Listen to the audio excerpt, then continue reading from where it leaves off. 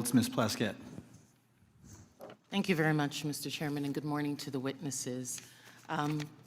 First let me say that we do have to, in this committee, try as much as possible to remain nonpartisan as opposed to bipartisan. I can recall being that way when I was counsel on the House Ethics Committee, and it's a hard position to take. But I'm really struck by the fact that in December of 2023, many people made Secretary Lloyd Austin go through the stages of the cross in self-flagellation and mea culpas for not informing the president that he was having a surgery. And now how we're treating Secretary Hedgepeth as if he is untouchable. Mike Waltz, when he was a member of Congress, went in the Committee on Armed Services to talk about and slammed Austin for holding himself to a different standard than the American people. And yet we are not doing this across the board. And that's disappointing, at the very least, very disappointing. Director Gabbard, thank you for your testimony. And one of the things that I believe I heard you say was that when there was a discussion by DOGE as to the cuts to foreign aid, that there had not been a request for an intelligence and national security or an intelligence assessment of the impact of those cuts. Was that your testimony a little earlier? Congresswoman, I have not seen any kind of actual official assessment either within the intelligence community or outside of it on what the effects of those cuts to USAID programs has been. But it was not requested by DOGE of you or of any of the areas in which you have oversight over? I'm not aware of any requests. Okay, great. Thank you. I know that there has been some open source reporting on what the effect of those cuts are. I mean, when we think about several examples, Kenya, our strongest regional ally in the Horn of Africa, and a key partner with us in the fight against terrorist group Al-Shabaab. And, according to the Washington Post, that's not definitive, and we can talk about this in closed session.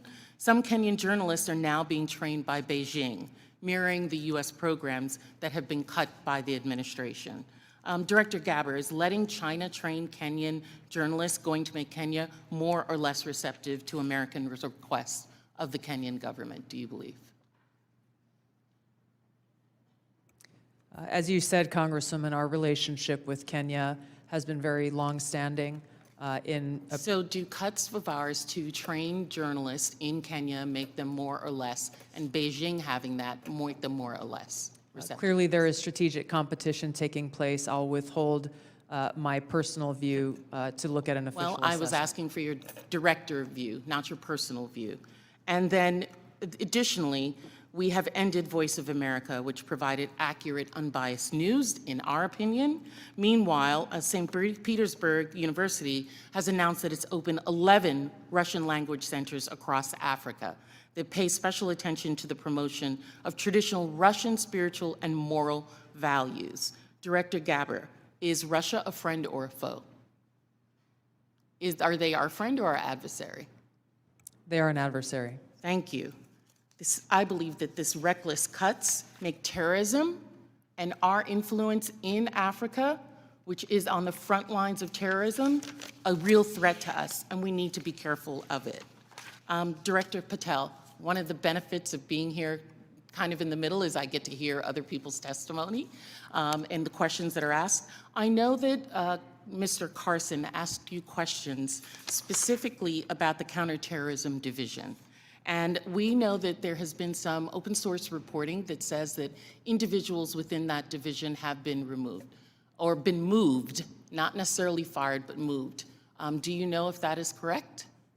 I don't have any personal information on that, but people within the CTD component, which is a large component of the FBI, move all the time.